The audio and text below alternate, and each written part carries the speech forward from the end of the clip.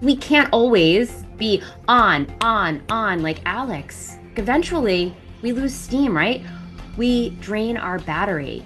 Typically, people who have KFS have 2 or 3 bones fused, but not in my case. Nope, I've got 6. The journey starts with treating yourself the way you want others to treat you, what I define as the new.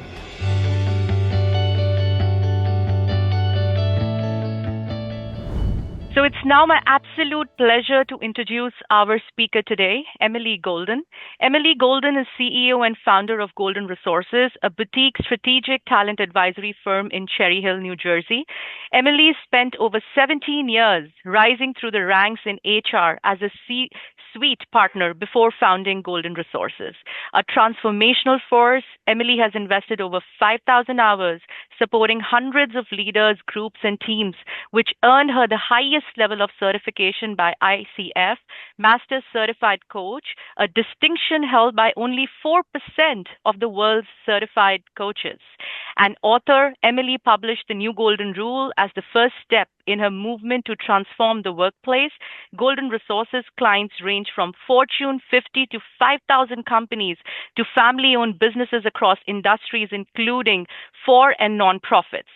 Highly trained in an all encompassing set of approaches and tools to unlock human potential and team capacity. Emily also taps into her highly trained and experienced team to support organizations. As a mother of 2 who believes parenting is the ultimate leadership position, Emily's focus on optimizing the workplace builds future leaders and teams who have indispensable value, positive impact, and authentic connection to their professionalism and personal words. Please, everyone, join me in welcoming our keynote speaker for today. Emily, over to you. Thank you so much. Every time I listen to that introduction, it's kind of overwhelming. And I'm gonna dive right in. I'm so excited to get started today. Great. There we go. Okay, so this is Alex. He's the leader, the one with all the answers, the solutions, the vision. Alex seems to have it all. He's got a thriving career, a loyal team, a track record of success. And from the outside, Alex is the leader that everyone aspired to be. But on the inside, Alex was crumbling. His days were filled with self doubt, endless pressure, and this nagging sense that he was never enough. Alex worked late into the night, answering emails, solving problems, sacrificing sleep, all the while telling himself, this is what leadership demands. But cracks started to show. Alex's health took a hit. His energy plummeted. Alex's team suffered and his leadership suffered too. He felt emotionally distant and unable to connect with his team. Alex's once inspiring presence faded. Yet Alex kept pushing forward, trapped in the belief that leaders must give everything, no matter what the cost. As leaders, we often excel at guiding others, but when it comes to leading ourselves, that's where things start to fall apart. We sacrifice our well being for our teams, our careers, our goals. But at what cost? Because there's going to be a breaking point. There's a term called the success paradox, coined by Gary Cooper. It refers to the disconnect between external success and internal exhaustion. It's a relentless mechanism that has us prioritizing external achievements over our internal experience. Alex suffered from the success paradox. And my assertion is that many of us in this Zoom room suffer from the success paradox as well. You see, it's not about sacrificing yourself for others. It's about transforming yourself. Because we can't always be on like Alex. Like eventually we lose steam, right? We drain our battery and we lose ourselves.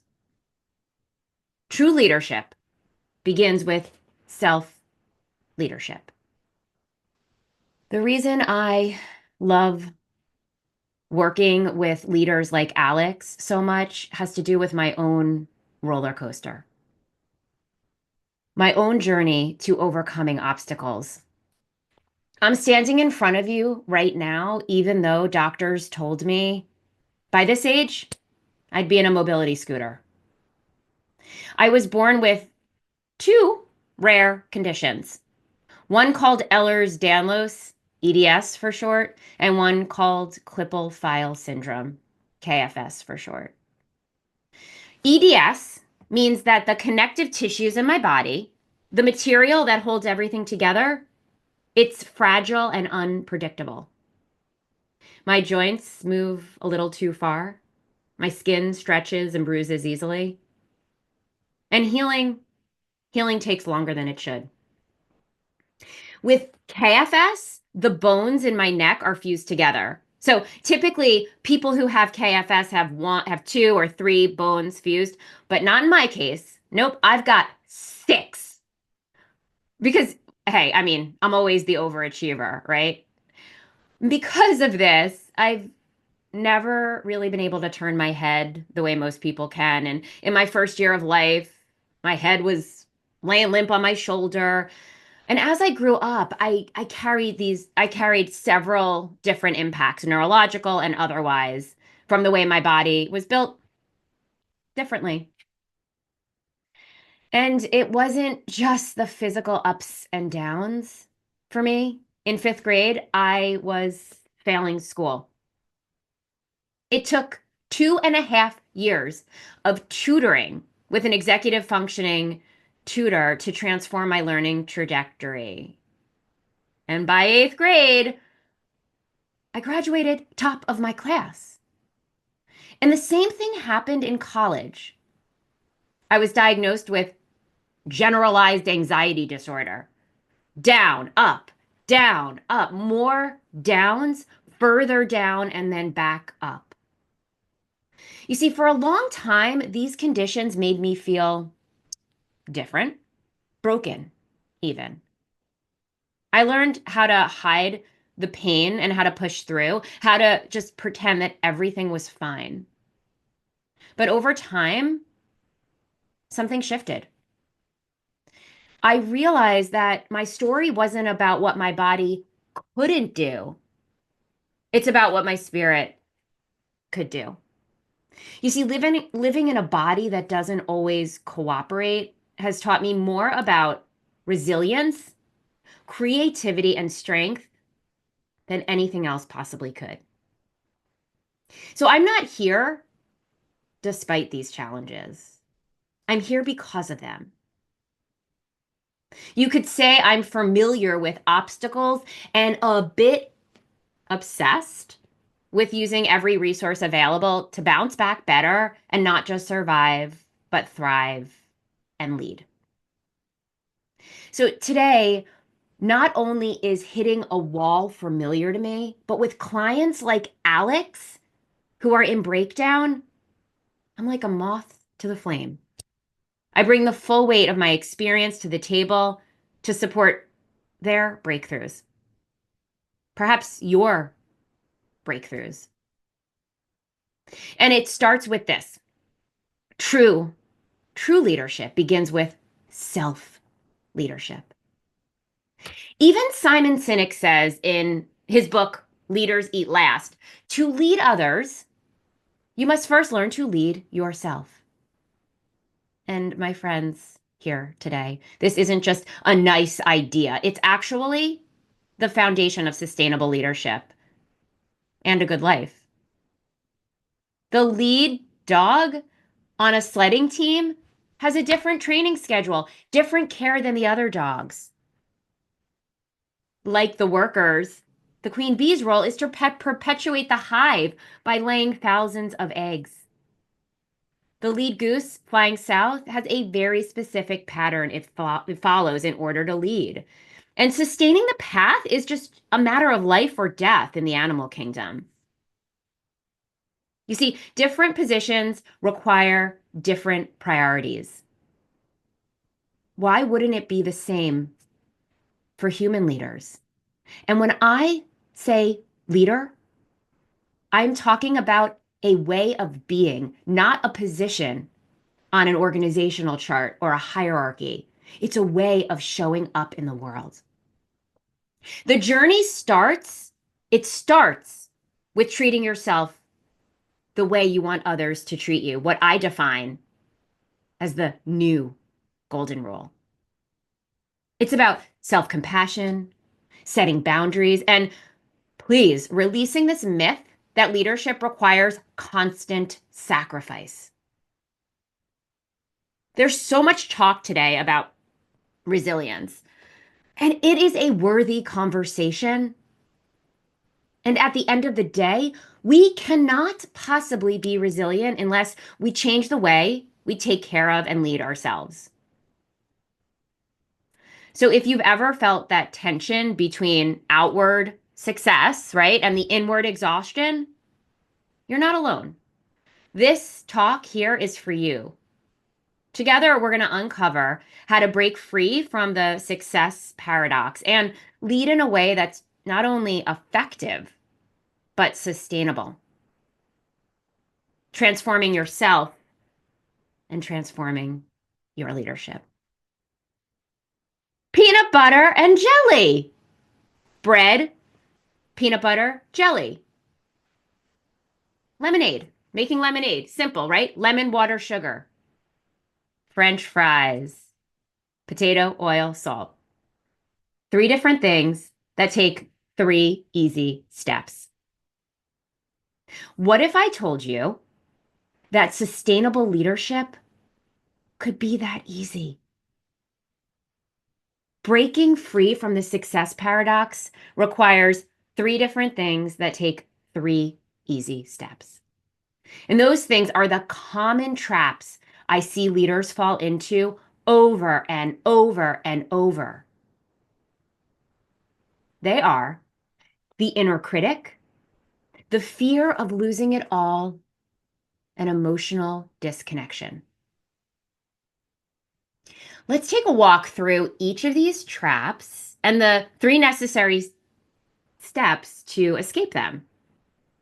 There's a handout that Drishti is going to be dropping in the chat, and this is a great place for you to capture what we cover today. I'm trying to make it as simple and digestible as possible.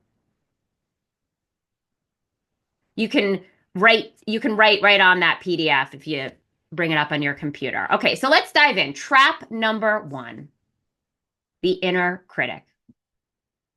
You know the voice. You're not good enough. You don't deserve this. The inner critic thrives on self-doubt and it wears this mask of perfectionism. Let's go back to Alex. For him, this voice was relentless. I'd get emails from him and texts. Emily, did I make the right decision? Emily, how should I handle this situation? Underneath Alex's questions, the inner critic. You only got here because people like you, Alex. You're not qualified like your peers, Alex. They're going to find out. Yeah, these voices drove Alex to micromanage his team. And over time, that eroded trust a little more each day. And I've been there too. Replaying every meeting in my head, wondering, why did I say that? Why did I do that? And research tells us that Alex and I, we're not alone. Harvard Business Review found that 58% of tech leaders and 75% of female executives experience imposter syndrome. But here's the good news. We can quiet the inner critic in 3 steps, just like making a peanut butter and jelly sandwich or lemonade or French fries. So let's look at the steps. Step 1, self-awareness. Notice when the inner critic shows up and ask yourself, is this helpful? Is it true? Step 2, self-compassion. You, I trust, would talk kindly to a friend who's being hard on him or herself, right? Great. You know how to do it. Now just talk to yourself the same way. And then finally, step 3, self-care. Because honestly, like, who wants to follow a sleep-deprived leader who's living on Snickers all day? I love this quote by basketball great LeBron James. He said, "You can't achieve greatness unless you take care of your mind and body. When you take care of your mind and body, resilience rises and greatness stops feeling like a struggle." Well, if the inner critic has us frozen, the next trap keeps us running nonstop like a hamster on a wheel. Trap 2, the fear of losing it all. Golden handcuffs. This is a term used in business referring to the financial incentives that companies use to keep employees from leaving. Big salaries, stock options, supersized bonuses. Status is part of this, right? Think corner office. Our friend Alex's career looked perfect. He had all these things, but he also had the unsustainable pressure to be the perfect leader. He was trapped, and this caused him to play it safe. He stopped taking risks, and he doubled down on his micromanagement. And over time, his team mirrored that fear. Researcher and psychologist Andrew Elliott tells us that leaders driven by a fear of loss make conservative decisions and avoid change. So, what if success wasn't about clutching tightly to what you have? What if it's about trusting yourself to grow, to adapt, to evolve? And I know that there are some people in this Zoom room who feel stuck. So the question is, what do you do to break free? And again, the answer, 3 steps, just like peanut butter and jelly. Step 1, acknowledge the fear. Name it. I'm afraid of losing everything. Say it out loud, and it strips it of its power. Step 2, reframe failure. Fail. First attempt in learning. Fail. And step 3, own your accomplishments. You earned your spot. Celebrate small wins and remind yourself, being perfect isn't the job description. Continuing to grow is. Now, fear may be a passenger on the journey to evolution and leadership, but it doesn't have to be the driver. Let's look at trap 3. Disconnection and emotional inaccessibility. Here's the truth, or the tea, as my kids would say. If your team cannot feel you, they will not follow you. On the surface, a disconnected leader looks composed and unshakable.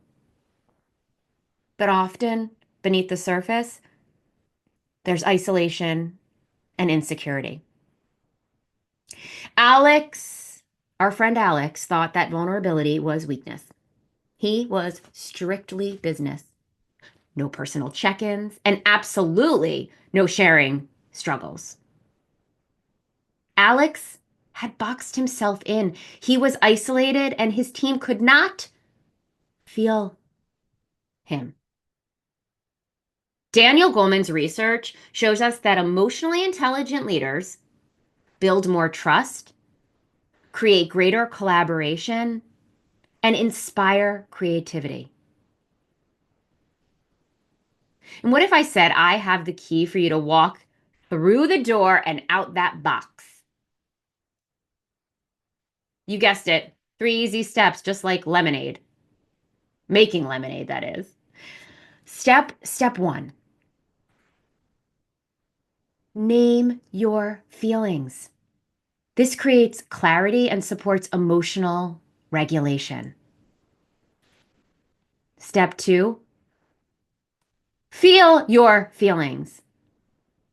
This might seem so simple, but so many of us suppress them. Feel your feelings, move through them. They won't last forever. And it doesn't make you weak to feel your feelings. In fact, emotions can be your superpower. And finally, honor your feelings. Feeling stressed? Share it with someone you trust. Feeling like a team member seems off? Get curious with them. Show that you care. Acknowledge how good connection can feel. The result, fewer boxes, greater presence, and stronger leadership. Now that we've talked about how to break through the success paradox, I want to introduce you to a concept I tipped off earlier that is going to anchor today's learnings. You've heard the oxygen mask safety instructions on an airplane, right?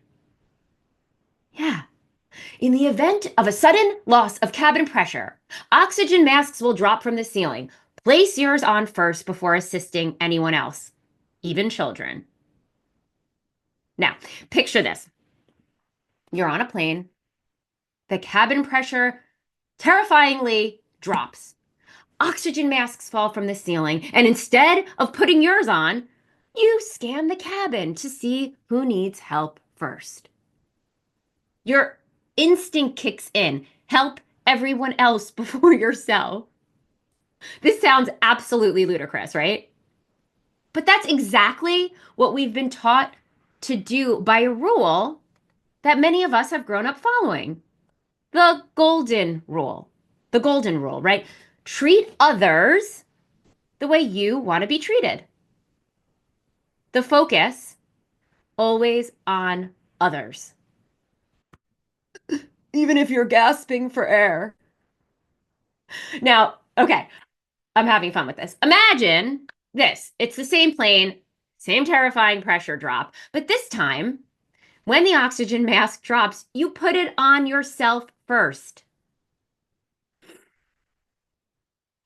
You take a deep breath in, and now you're able to help others.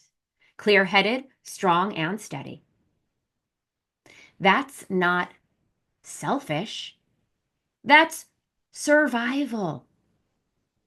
That's the new golden rule. The new golden rule is to treat yourself the way you want others to treat you. Treat yourself the way you want others to treat you. The new golden rule, it goes deeper than the self-care advice you've heard so many times before, because it's this radical shift that the highest performers in sports, medicine, the military all No. It requires that you turn leadership inside out to move beyond burnout, beyond self criticism, and beyond this endless sacrifice that we've been taught defines a good leader. Because here's the thing, if you don't treat yourself with compassion and care, how on earth can you expect to lead others with those same qualities? Maybe you're thinking, Emily, come on, how could you say the golden rule is wrong? And I get it. And you know what? There's a lot of goodness in the golden rule. But here's the thing, it's incomplete, especially for leaders, especially today. In a world, let's face it, that's moving faster than ever, constantly changing, and piling on more pressure by the second. That's why we need an upgrade. That's why we need the new golden rule. Treat yourself the way you want others to treat you. Because when you treat yourself with that same respect, kindness, and boundaries that you extend to others, you unlock something extraordinary. You give yourself permission to take a breath when you need it, to listen to your instincts, that inner wisdom, to honor your limits. And when you do that for yourself, your leadership and the way you show up come from a place of strength, and it becomes sustainable. Your ability to be resilient is unassailable, and everyone benefits. Our friend Alex was the kind of leader who gave everything, every ounce of energy, every spare moment, every last bit of himself to his team, his organization, his mission. I introduced Alex to the new golden rule, and at first he resisted. Emily, isn't that selfish? He asked, but he agreed to suspend disbelief and he gave it a try. He started setting boundaries, taking time to rest, and just letting himself be, accepting all of himself. And the transformation was like watching a light turn on. Alex became more grounded, more present, more connected, and not just for himself, but also for his team. In fact, the power of the new golden rule became part of his team's culture. Leadership isn't about being perfect. It's about being real. And to be real, you have to start with you. Friends, what are your strengths, your superpowers? Know them. What are your limits, your blind spots? It doesn't matter who you are, we all have them. And what does treating yourself the way you want others to treat you truly mean, and truly mean to you? When you start to embrace your full self, you give your team permission to do the same. You show them that it's okay to rest, to reflect, to grow. And this creates a culture of honesty, of trust and connection. You become a team that can withstand the many external onslaughts, and let's face it, there are a lot of them today. Down, up, down, up. Whatever you encounter, your leadership path is made better by the new golden rule. And it will create the resilience you need. Now imagine this, a team where everyone feels safe and energized to be themselves. An organization that values personal well being as much as results. And a leader, you, who shows up with compassion, not just for others, but for yourself. I get it. It sounds like a utopia or some sort of magical idea, a magical place, but it's not. It's practicing the new golden rule that makes this possible. Because the world doesn't need more perfect leaders, it needs real ones. And it needs you. So thank you for listening to all that I have to share. I would love to support you in your journey. Leadership is a way of being, not a place or on the hierarchy. I'd love to give you a free feelings wheel to support you in your processing of all of this. So by clicking on the QR code, I'm going to ask you a few questions. Um, After all, I'm a coach, and coaches thrive on feedback, all of it. So I would be remiss if I didn't ask you to share a little bit about your thoughts. And I am really excited to be able to answer any questions that have come up for you.